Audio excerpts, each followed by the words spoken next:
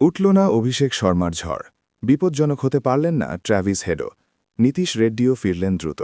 মাত্র ২৯ রানেই ৩ উইকেট। গ্যালারিতে উদ্বিগ্ন মুখ সানরাইজার্স মালকিন কাব্যা মারানের। চিন্তায় ভক্তরা। তবে কি ভেঙে পড়বে সানরাইজার্স হায়দ্রাবাদ? ঠিক এখানেই কাহানিতে টুইস্ট। ক্রিজে আসেন নতুন অধিনায়ক ঈশান কিষান।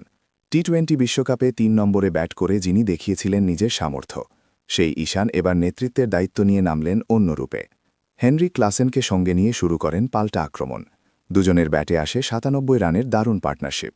মাত্র ২৭ বলে ৫০ করেন ঈশান কিষান। স্টেডিয়ামে তখন সানরাইজার্স ঝড়।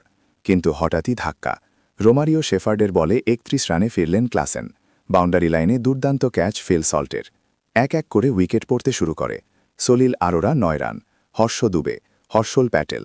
এর মধ্যেই সেঞ্চুরির আভাস দিয়েও ৮০ রানে আউট ঈশান কিষান।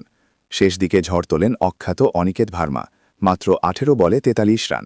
২০ ওভারে ৯ উইকেটে ২০১ রান। খাদের কিনারা থেকে রানের পাহাড়ে সানরাইজার্স হায়দ্রাবাদ।